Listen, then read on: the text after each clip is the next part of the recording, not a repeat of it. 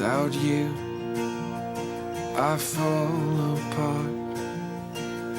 You're the one that guides my heart. In Curtis Martin's book, Made for More, Chapter 1 is entitled, Who Do You Say That I Am? This is a question that Jesus proposed to his disciples, and it's a question that we all must answer on this earth, and then, of course, on the Judgment Day. So it's a very important question to ask yourself and, of course, to discuss later after this talk. We live in, though, a gray, whitewashed culture right now. In fact, I've heard that gray is the popular shade of paint now.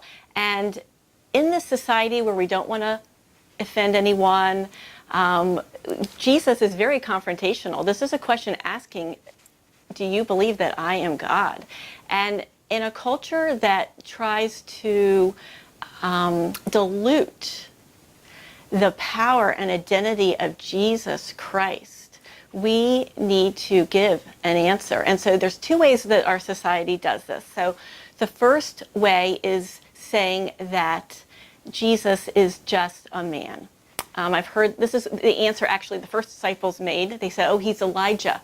He's a prophet. He's John the Baptist come back. I've heard this in our culture saying that Jesus is just a great teacher, or he's sort of like Gandhi, or the same as a Buddha.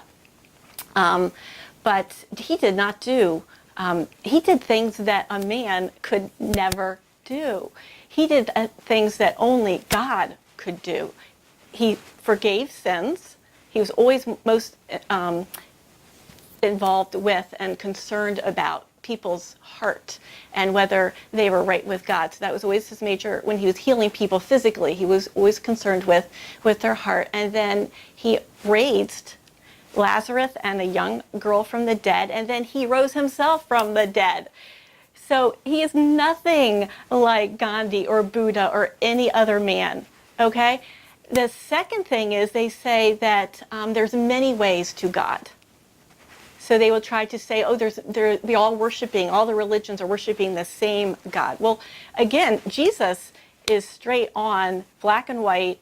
I am the way, I am the truth, I am the life. No man comes to the Father but by me. So Jesus said that he was God. He said he was the great I am. He performed works that only God can do. And his disciples eventually did come to the same conclusion when Peter answered, you are the Christ. You have the words of eternal life. You are the Holy One of God. So Jesus himself said that he was God. His disciples that knew him most declared him. And of course the Pharisees were jealous of him because he was doing these things that only God can do. So I wanted to share with you today a time in my life where I was presented with this big dilemma of who God is. And that was about 21 years ago. My husband and I had a baby infant daughter. She's actually buried in the St. Ignatius graveyard. And she was in the NICU. She was born premature at 27 weeks. And after a 40-day battle, up and down roller coaster, she actually had valve surgery. There was just such a long struggle of many prayers and petitions and beggings to the Lord to save her. She passed away in my arms. I had such peace. I knew God's peace and presence as I held her.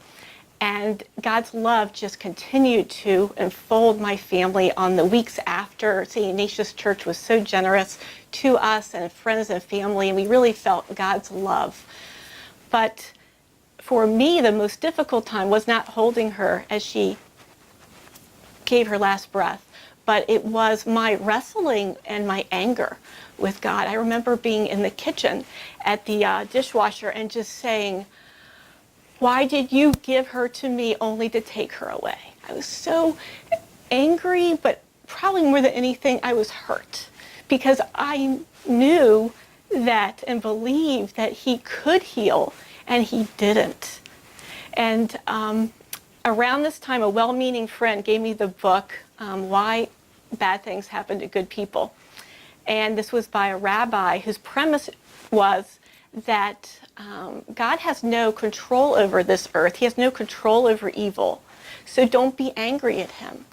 And I remember reading that, and at first I was like, oh, yes, that sounds good. But then I thought, wait a minute, I don't want to serve a God that has no power. And if God has no power on this earth, then and the reason I had such comfort holding my daughter was because I knew that she was healed in heaven and she was free of her pain and misery. Then if God has no power on earth and Jesus did not rise from the dead, then my daughter isn't in heaven. So these are the questions that we all must answer. And I felt my situation very similar to another confrontation that Jesus had with his disciples when the disciples were, they heard from Jesus saying, you must eat my flesh and drink my blood to have eternal life. And many of his disciples left, and there was his close disciples, his 12 left, and Jesus said, do you want to leave me as well? And then Peter said, where else do we have to go? You have the words of eternal life. We believe and are convinced that you are the Holy One of God. And that is the conclusion that I came to as well. I did not want to turn to a God that I didn't have to be angry at, but who had no power. And I must say that I've been able to see his power and how he's been able to work all of this for good. And he has blessed me so much. And I've seen in those 40 days, her life has brought so much good. And so I just want to thank you and just ask that as a group, you would discuss this question of who is God? Is Jesus God? And he asks you, who do you say that I am? Find my rest. Without you, I fall apart. You're the one that guides my heart.